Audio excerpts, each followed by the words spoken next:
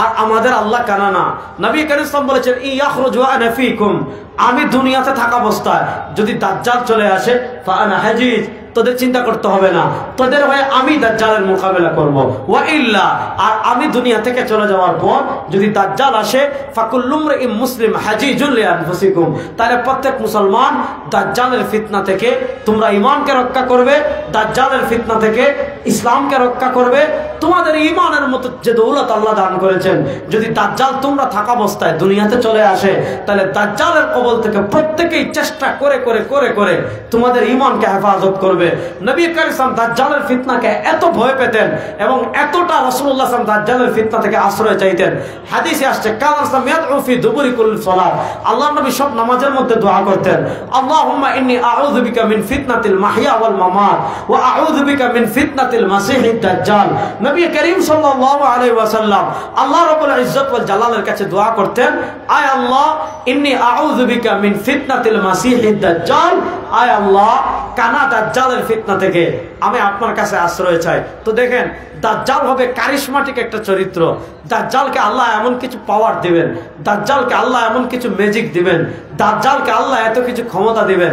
আমরা একটা গল্প পড়েছি ছোটবেলায়, হেমিলনের বাঁশিওয়ালা। তো পৃথিবীতে প্রকৃত হেমিলনের বাঁশিওয়ালা যদি কেউ হয় সেটা হবে কানা দাজ্জাল। শুনেন, আজকে মানুষ কিচ্ছু নাই, নামাজ পড়ে না, রোজা রাখে না, হজ করে না, যাকাত দেয় না, শাহজালালের মাজারে বসে গাঞ্জা খাইতে খাইতে খাইতে খাইতে দাঁতে গাঞ্জার লেয়ার ফেলে দিছে, অর্থাৎ দাঁতে গাঞ্জার 4-5টা লেয়ার পড়ে গেছে। পর্দা নাই, গোসল নাই, দুর্গন্ধে পাশা যাওয়া যায় না, ফজরের সময় ঘুমায়, পর্দা করে না। দেখবেন এরকম খাটাস যেগুলো আছে, এরকম খবিস যেগুলো আছে, এরকম শয়তান যেগুলো আছে, উচিত ছিল এগুলারে প্রত্যেক দিন একদম রুটিন করে আধা ঘন্টা বাইন্দা আনলিমিটেড জুতা দিয়ে বেড়ানো, সবচেয়ে বড় কাজ। কিন্তু শুনেন, এদেশের এমন বহু মানুষ পাবেন, আপনি যদি সিলেট শাহজালাল মাজারে দাঁড়ান, গুলিস্তান গুলাবশার মাজারে দাঁড়ান, হায় হায় হায়, চট্টগ্রাম পাহাড়ের উপর একটা আস্তানা আছে, বায়েজিদ বুস্তামির আস্তানা, পাহাড়ের উপর, বুঝছেন? বায়েজিদ বুস্তামি নামে কোনো বুজুর্গ দুনিয়াতে নাই। উনি হলেন আবু ইয়াজিদ আল বিস্তামি। ওই আবু ইয়াজিদ আল বিস্তামিকে মানুষ বানিয়ে ফেলেছে বায়েজিদ বুস্তামি। তো বায়েজিদ বুস্তামির আস্তানায় যদি আপনি চট্টগ্রামের পাহাড়ে ওঠেন, এই বাংলাদেশের মানুষের অবস্থা কোন পর্যন্ত গিয়েছে, এই বাংলাদেশের মানুষ আজকে ঈমান সম্পর্কে কি পরিমাণ উদাসীন, এই বাংলাদেশের মানুষ আজকে দিন সম্পর্কে, তাওহীদ সম্পর্কে কি পরিমাণ উদাসীন, এটা আপনি বায়েজিদ বুস্তামিতে যাওয়া লাগবে না, মাইজভান্ডারে যাওয়া লাগবে না, আটরশিতে যাওয়া লাগবে না, চন্দ্রপড়ায় যাওয়া লাগবে না, গতকাল বয়ান করেছে সুরেশ্বরীর পাশে, সুরেশ্বরে যাওয়া লাগবে না।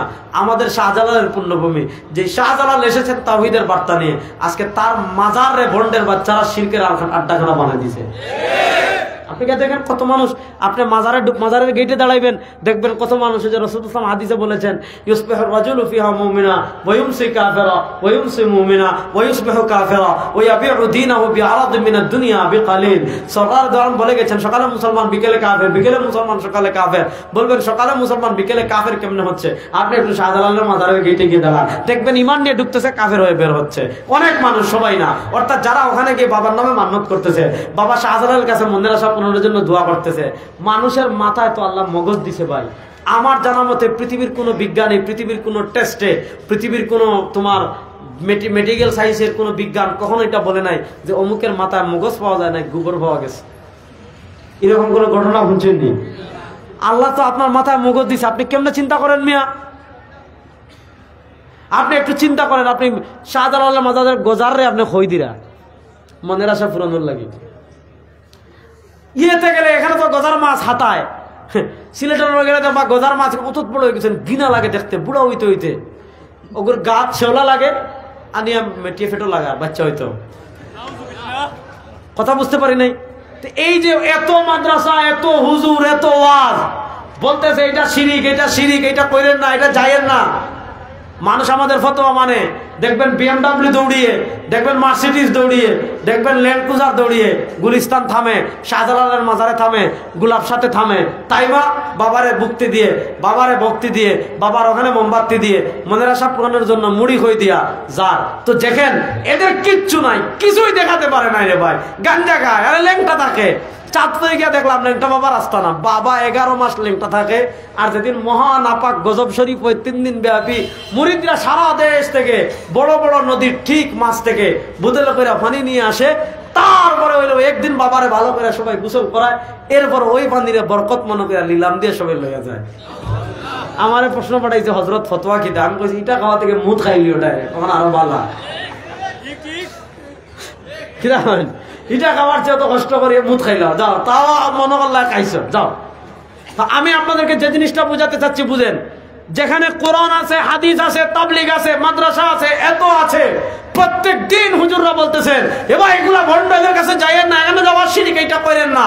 মানুষ কথা শুনে না, আমাদেরকে বুঝতে চায় না, বলে হুজুর শুনেন এটা হলো মারেফত, আপনি বুঝবেন না। এটা কি মারেফত? যাক আজকে হাকিকত শরীয়ত মারেফত এটা আজকে আমার টপিক নাই, জন্য ওইদিকে গেলাম না।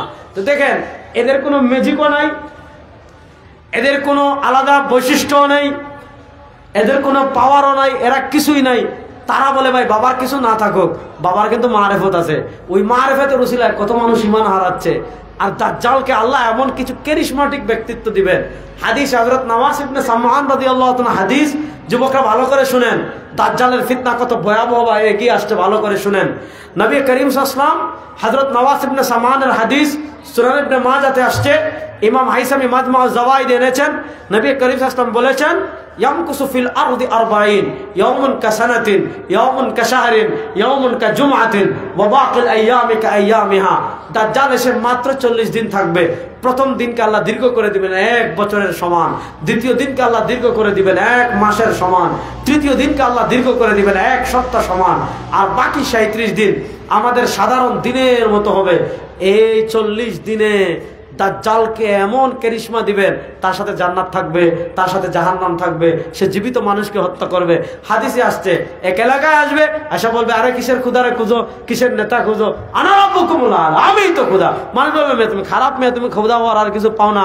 তখন দাজ্জাল কি করবে? ফাআখাযা রাজুলান ওয়া শাক্কা ওয়া কাতালা ওয়া শাক্কা শিক্কাইনি।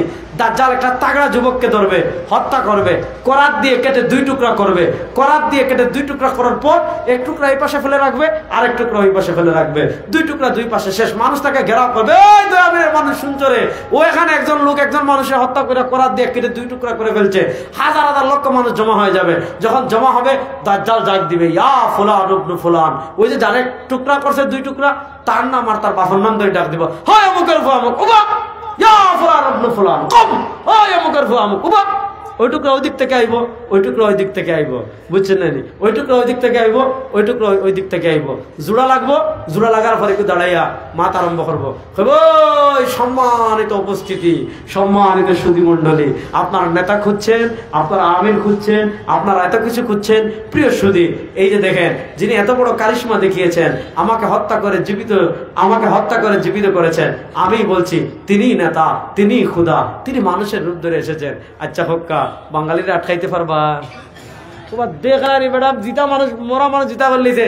আমরা সিধা অফার, বড় একটা খরিচর গাছ আছে টিকর ফাড়া, বলতে আমরা সিধা অফার বলতে আরেকটু ওই সাইডে 2 বছর আগের ঘটনা, বুঝছেন? ভালো করে বুঝক্কা দেখবেন, গরম শীতকাল আইলে খরিচর গাছ আপনারা কি তখন এই সাইডে কি তখন ওদের বড় গাছ দেবে রাস্তা খান, কিতা গাছ খন?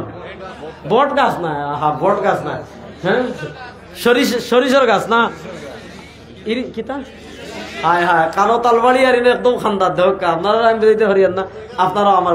আরে ভাই রাস্তার কাছে মোটা মোটা গাছ হয় না, আবার এখন বট গাছ। আচ্ছা যে গাছ হোক, যে যেটা মনে করেন ওটা ধাক্কা, আমি আর বুঝাইতে পারলাম না ধাক্কা। ওলা টিকের ভাড়া তোলা ওটা বড় গাছ একটা হয়েছে। এখন শীতকাল যে কারণে হোক, ও গাছ একটু গামছে, আর ও গাছ একটু গামিয়া একটু একটু একটু একটু একটু একটু একটু একটু করে কিতা হয়েছে, পানি পড়া আরম্ভ হয়েছে। লাহাবলা বলা 2-1 দিনের ভিতর পুরো এলাকার খবর চলছে, অমুক গাছটা কি গইবি পানি পড়ে, খিতা পড়ে গইবি পানি পড়ে। এখন দেখা যায় কেউ তোমার মোমবাতি লইয়া, কেউ আপনার চাউল লইয়া, কেউ আপনার গরু লইয়া, কেউ আপনার ছাগল লইয়া আইসা দেখে, মানে এটা খবর ছড়াইতে যে গইবি পানি পড়ে।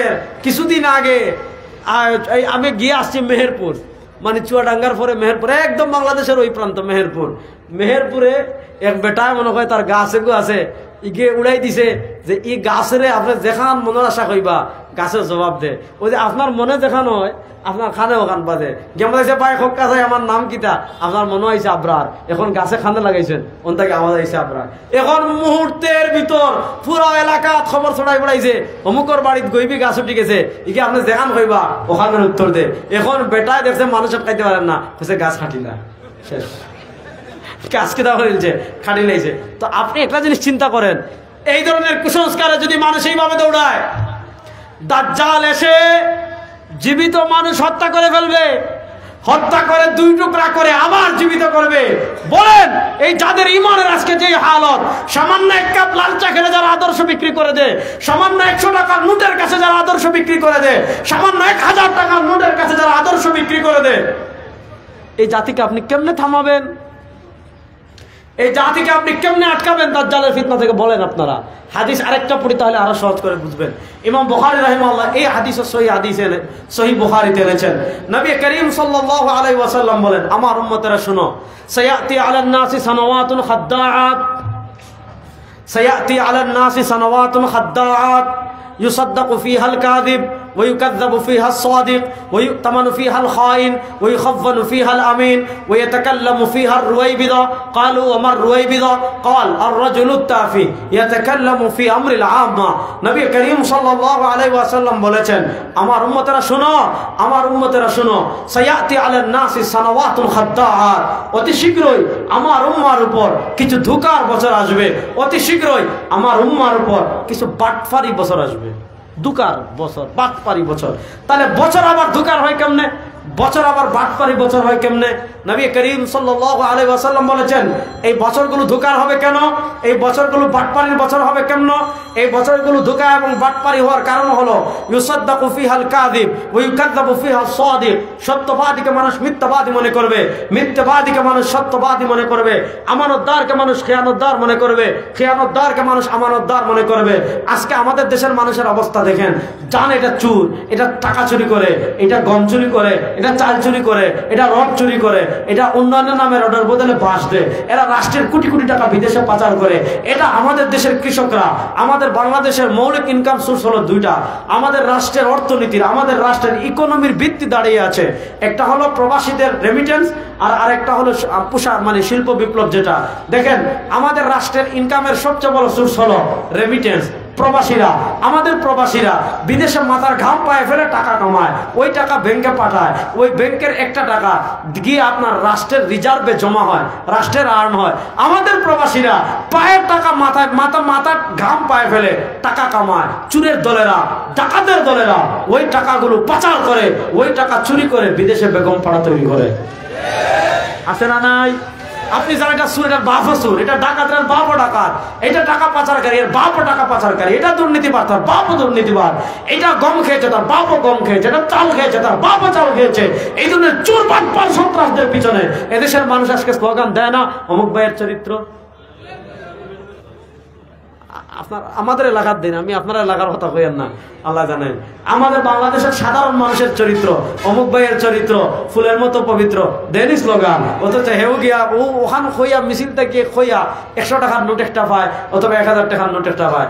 বাজারও 100 টাকার নোট লইয়া আইনে হয়, এগুলো 14 গোষ্ঠী থেকে বাদ আল্লাহর জমিন আন নাই।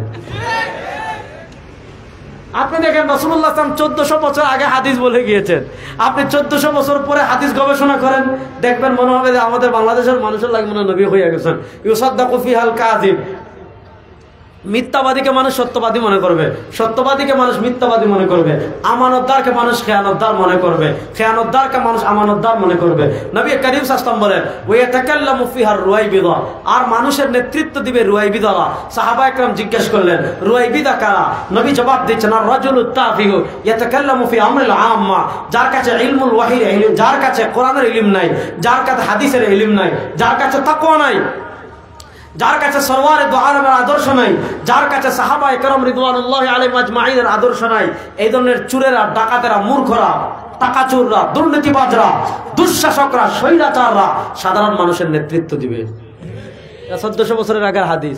তো দেখেন আজকে যেই অবস্থা, আপনি যদি এই মুহূর্তে দাজ্জাল আসে, কেরিশমা দেখাবে। মনে করেন দাজ্জাল, মনে করেন উদাহরণস্বরূপ, হাদিসে তো জায়গার নাম নাই, উদাহরণস্বরূপ সুনামগঞ্জ আসছে উদাহরণস্বরূপ। আবার মনে করেন না যে আমরা সব বলে দিছে যে দাজ্জাল সুনামগঞ্জ আসবে, এগুলো বাড়াবাড়ি। আমি যেটা বলেন এটা বলেন নাই, আবার এটা কাট করেও দিয়ে নাম এতটুকু বলেছে উদাহরণস্বরূপ। আমাদের সিলেটের ভিতর বাটি অঞ্চল সুনামগঞ্জ, এখানে সব সময় মাছ পাওয়া যায়, সব সময় পানি পাওয়া যায়, আর বর্ষাকালে তো অনেক পানি।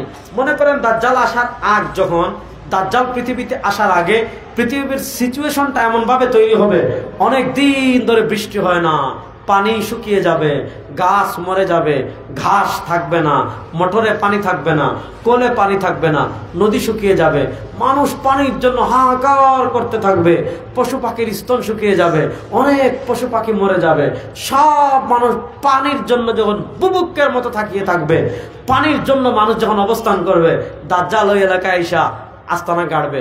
আস্তানা গাড়ার পর আসমানকে বলবে, একদম ডাইরেক্ট আসমানকে, হাদিসের শব্দ আসছে, ফাতামুরুস সামা আন তুমতিরা ফাতুমতির ওয়া তা'মুরুল আরদা আন তুমবিতা ফাতুমবির।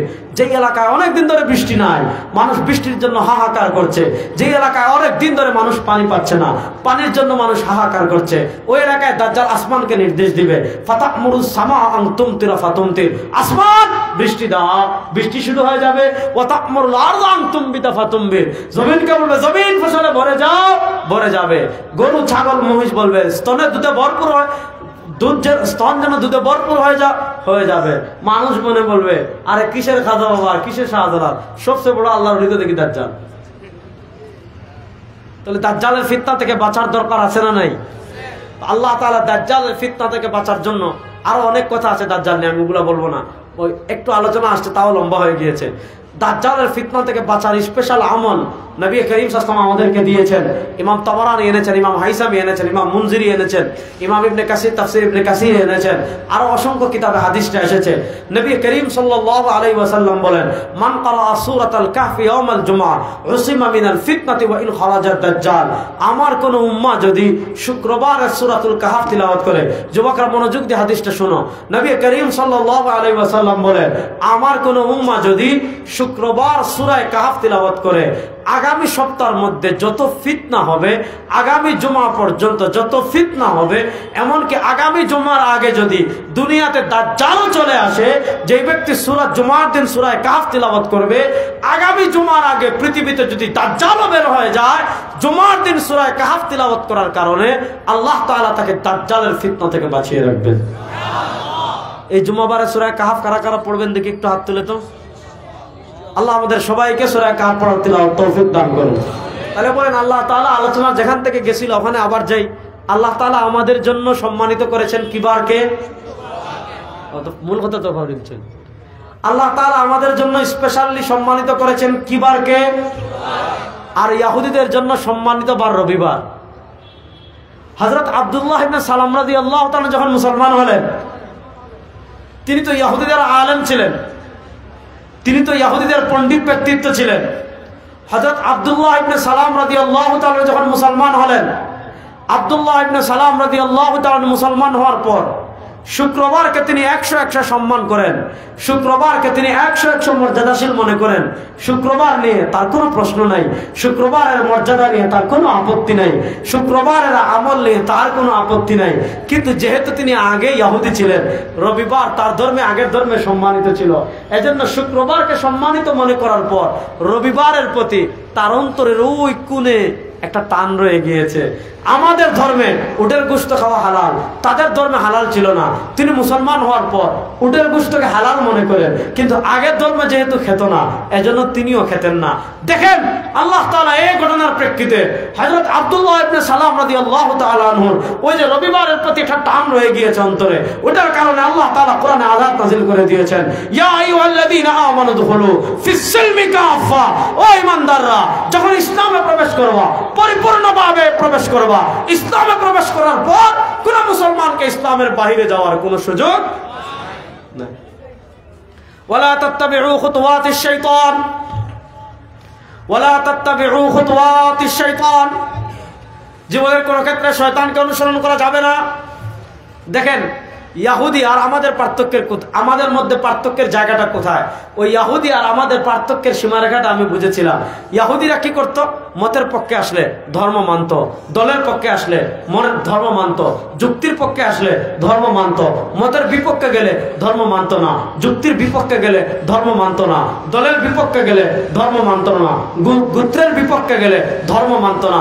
আল্লাহ তাআলা ইয়াহুদিদেরকে উদ্দেশ্য করে বলেছেন, আতাকফুরুনা বিবাযিল কিতাব আফাতুমিনুনা বিবাযিল কিতাব ওয়া তাকফুরুনা বিবায। আরে তোমরা কি কিছু বিশ্বাস করো, কিছু অবিশ্বাস করো? তাহলে মতের পক্ষে আসলে ধর্ম মানা, মতের বিপক্ষে গেলে ধর্ম না মানা, দলের পক্ষে আসলে ধর্ম মানা, দলের বিপক্ষে গেলে ধর্ম না মানা, নেতার পক্ষে আসলে ধর্ম মানা, নেতার বিপক্ষে গেলে ধর্ম না মানা, নেত্রীর পক্ষে আসলে ধর্ম মানা, নেত্রীর বিপক্ষে গেলে ধর্ম না মানা, আপনার আদর্শের পক্ষে আসলে ধর্ম মানা, আপনার আদর্শের বিরুদ্ধে গেলে ধর্ম না মানা, আপনার স্বার্থের পক্ষে আসলে ধর্ম মানা, আপনার স্বার্থের বিপক্ষে গেলে ধর্ম না মানা। এটা মুসলমানদের চরিত্র না, এটা ইহুদি এবং খ্রিস্টানদের চরিত্র। আর মুসলমানদের চরিত্র কি? জীবনের সব ক্ষেত্রে ইসলাম মানতে হবে। জীবনের কোনো ক্ষেত্রে ইসলামের বাইরে যাওয়ার কোনো সুযোগ নাই। দেখেন, ইসলাম এমন একটা ধর্ম, আপনি হাঁটবেন কেমনে ইসলাম শিখিয়েছে, আপনি ঘুমাবেন কেমনে ইসলাম শিখিয়েছে, আপনি খাবেন কেমনে ইসলাম শিখিয়েছে, আপনি কথা বলবেন কিভাবে ইসলাম শিখিয়েছে, আপনি বাথরুমে যাবেন কিভাবে ইসলাম শিখিয়েছে, আপনি ব্যবসা করবেন কেমনে ইসলাম শিখিয়েছে, আপনি তেজ্য সম্পত্তি বন্টন করবেন কেমনে ইসলাম শিখিয়েছে, আপনি পাড়া প্রতিবেশীর সাথে আচরণ করবেন কেমনে ইসলাম শিখিয়েছে, আপনি রাজনীতি করবেন কেমনে ইসলাম শিখিয়েছে, আপনি তাবলীগ করবেন কেমনে ইসলাম শিখিয়েছে, আপনি রাষ্ট্র পরিচালনা করবেন কেমনে ইসলাম শিখিয়েছে, আপনি সংসদ চালাবেন কেমনে ইসলাম শিখিয়েছে, আপনি বিচার করবেন কেমনে ইসলাম চালিয়ে শিখিয়েছে, আপনি রাষ্ট্র পরিচালনা করবেন কেমনে ইসলাম শিখিয়েছে, আপনি অর্থনীতি পরিচালনা করবেন কেমনে ইসলাম শিখিয়েছে, আপনি সিটি কর্পোরেশন চালাবেন কেমনে ইসলাম শিখিয়েছে, ইউনিয়ন পরিষদ চালাবেন কেমনে ইসলাম শিখিয়েছে, উপজেলা চালাবেন কেমনে ইসলাম শিখিয়েছে। ইসলামের বাইরে কিছু আছে? আমি বলেছিলাম এই যুগে আমার কে কয় আছে বাইরে বইতেছে, চোখ মাঠে না বেড়ে হইল। ইসলাম পরিপূর্ণ জীবন বিধান। বলেন ইসলাম পরিপূর্ণ। আমার ঘুমে লিখেছেন, হ্যাঁ হয়ে গেছেন? তাহলে বলেন ইসলাম পরিপূর্ণ। ইসলামের সবকিছু আছে। এ যুগের ইহুদি খ্রিস্টানদের সবচেয়ে বড় আক্রমণের জায়গা কোনটা? হযরত শেখুল ইসলাম জাস্টিস তাকি উসমানী হাফিজাহুল্লাহ, আমাদের বরেণ্য আকাবির হাকিমুল উম্মত মুজাদ্দিদে দ্বীন ও মিল্লাত আল্লামা আশরাফ আলী থানভী রাহিমাহুল্লাহ রাজনৈতিক দৃষ্টিভঙ্গি নিয়ে একটা বই লিখেছেন, যে বইয়ের নাম হলো হাকিমুল উম্মত কে সিয়াসি আফকার। আবার মাওলানা সৈয়দ আবুল হাসান নদভী রাহিমাহুল্লাহ একটা কিতাব আছে আসরে হাজির মে দ্বীন কে তাফহিম ও তাশরীহ। এগুলো আমাদের মাদ্রাসার সকল তালিবুল ইলমদের পড়া দরকার। তো দেখেন, খ্রিস্টানদের একটা চিন্তা ছিল, তাদের ধর্ম যেমন আংশিক, তাদের ধর্মটা শুধু গির্জার ভিতরে, গির্জার বাহিরে তাদের ধর্ম নাই। তাদের মৌলিক স্লোগানই ছিল রাষ্ট্র থাকবে আলাদা, ধর্ম থাকবে আলাদা। আপনি ধর্মের সব বিধান গির্জায় মানবেন, ধর্মের সকল আহকামাদি গির্জায় মানবেন। আপনি নিজে ধর্ম মানতে চাচ্ছেন গির্জায় যান, আপনার ফ্যামিলি নিয়ে ধর্ম মানতে চাচ্ছেন গির্জায় যান, আপনার জীবনের সব ক্ষেত্রে ধর্ম মানতে চাচ্ছেন গির্জায় যান। অর্থাৎ তাদের কাছে গির্জা আলাদা, রাষ্ট্র আলাদা। রাষ্ট্র কেমনে চলবে, রাষ্ট্রের সংবিধান কি হবে, রাষ্ট্রের বিচার ব্যবস্থা কি হবে, রাষ্ট্রের অর্থনীতি কি হবে, রাষ্ট্রের নেতৃত্ব কারা দিবে, আপনার রাষ্ট্রের সংসদ কেমনে চলবে, রাষ্ট্রের সিটি কর্পোরেশন কেমনে চলবে, এটার থেকে তারা ধর্মকে বের করে দিয়েছে। আপনি ধর্ম গির্জায় রাখতে চান। তো এই যুগে মুফাক্কির ইসলাম মাওলানা সৈয়দ আবুল হাসান নদভী রাহিমাহুল্লাহ, হাকিমুল উম্মত মুজাদ্দিদে দ্বীন ও মিল্লাত আল্লামা আশরাফ আলী থানভী রাহিমাহুল্লাহ, হযরত শেখুল ইসলাম জাস্টিস মুফতি মুহাম্মদ তাকি উসমানী হাফিজাহুল্লাহ, ওনারা লিখেছেন এই যুগে মুসলমানদের সবচেয়ে পরাজয়ের জায়গা হলো বুদ্ধিবৃত্তিক পরাজয়। অস্ত্রের যুদ্ধে তারা আগেও আমাদের সাথে পারে নাই, এখনো পারছে না, কিন্তু ওই যে বুদ্ধিবৃত্তিক পরাজয়ের জায়গাটা, তারা ধর্মকে রাষ্ট্র থেকে আলাদা করে ফেলেছে। আর ওই চিন্তাটা আমাদের ভিতর পুশ করে দিয়েছে যে ধর্ম এটা মসজিদে থাকবে, ধর্ম এটা মাদ্রাসায় থাকবে, ধর্ম এটা খানকায় থাকবে, ধর্ম এটা মাজারে থাকবে। যুবকদেরকে তারা এটা বুঝিয়ে ফেলেছে, ধর্ম এটা জলসার মধ্যে থাকবে, ধর্ম এটা তাবলিগে শুধু থাকবে, ধর্ম এটা শুধু মসজিদে থাকবে, ধর্ম এটা শুধু খানকায় থাকবে। রাজনীতিতে ধর্ম লাগবে না, অর্থনীতিতে ধর্ম লাগবে না, বিচার ব্যবস্থায় ধর্ম লাগবে না, সংবিধানে ধর্ম লাগবে না, রাষ্ট্র পরিচালনায় ধর্ম লাগবে না। শুনেন, এই চিন্তাটা মুসলমানদের চিন্তা না, এই চিন্তাটা খ্রিস্টানদের চিন্তা। মুসলমানদের চিন্তা হলো ঘর থেকে নিয়ে রাষ্ট্র, সব জায়গায় ধর্ম লাগবে। বলেন ঘর থেকে নিয়ে রাষ্ট্র সব জায়গায়। আপনি রাষ্ট্র পরিচালনা করতে হবে ধর্মের আলোকে, সংবিধান লিখতে হবে ধর্মের আলোকে, সংসদ সাজাতে হবে ধর্মের আলোকে, বিচার করতে হবে ধর্মের আলোকে। আপনি মুসলমান যদি হন আপনাকে মানতে হবে। এখন আপনি যদি বলেন না ধর্ম শুধু মসজিদে থাকবে আর খানকায় থাকবে, তবলিগে থাকবে, মাদ্রাসায় থাকবে, সংবিধানে ধর্ম লাগবে না, রাষ্ট্রে ধর্ম লাগবে না, বিচার ব্যবস্থায় ধর্ম লাগবে না, সংসদে ধর্ম লাগবে না। আচ্ছা বলেন রাজনীতির নামে এই যে সেকুলার চিন্তা, রাজনীতির নামে এই যে ইমান বিধ্বংসী চিন্তা, রাজনীতির নামে এই যে ইসলাম থেকে বের হওয়ার চিন্তা। আল্লামা কাউসারী রাহিমাহুল্লাহ তার মাকালাতুল কাউসারীতে মাকালা লিখেছেন হুকমু মুহাওয়ালাতি ফাসলিদ দ্বীন আনিদ দাওলা। কোন মুসলমান যদি মনে করে রাষ্ট্র আলাদা ধর্ম আলাদা, ধর্মের কোনো বিষয় রাষ্ট্রীয় কোনো বিষয় ধর্ম মাথা কামাবে না, আল্লামা কাউসারী রাহিমাহুল্লাহ লিখেছেন তার ঈমান থাকবে না। আজকে এই যে ফিকরি ইরতেদাদ, আজকে এই যে চিন্তাগত ইরতেদাদ, আজকে এই যে চিন্তাগত নাস্তিকতা, আজকে এই চিন্তাগত শিরক, আজকে এই চিন্তাগত কুফর দিয়ে আমাদের মুসলমান যুবকদের তারা যতটা না সংস্কৃতি দিয়ে আগ্রাসন করেছে, তারা যতটা না তরবারি দিয়ে আগ্রাসন চালিয়েছে, এর চেয়ে বেশি আগ্রাসন যেটা চালিয়েছে সেটা হলো বুদ্ধিবৃত্তিক আগ্রাসন। অর্থাৎ বুদ্ধিবৃত্তিক ভাবে তাদের চিন্তা কিছু শিরক ঢুকানো, তাদের চিন্তা কিছু কুফর ঢুকানো, তাদের চিন্তা কিছু কোরআন বিরোধী জিনিস ঢুকানো, তাদের চিন্তা কিছু হাদিস বিরোধী জিনিস ঢুকানোর চক্রান্ত করছে। এজন্য এই ফিতনার যুগে, এই ফাসাদের যুগে আমাদের মুসলমান যুবক যারা আছেন, আমাদের মুসলমান তরুণ যারা আছেন, তাদেরকে একটা হাদিস বলে আমি শেষ করছি। হাদিসটা শুনেন। এই ফিতনার যুগে নিজের আমলের হেফাজতের জন্য, এই ফিতনার যুগে নিজের ঈমানের হেফাজতের জন্য বেশি বেশি করে আলেমদের সুহবতে যাবেন, বেশি বেশি করে আলেমদের খানকায় যাবেন, বেশি বেশি করে আলেমদের কাছে বসবেন। নবী করিম মাসালুল জালিস সালেহ, ইমাম বাইহাকি রাহিমাহুল্লাহ হাদিস এনেছেন। নবী করিম সাল্লাল্লাহু আলাইহি ওয়াসাল্লাম বলেন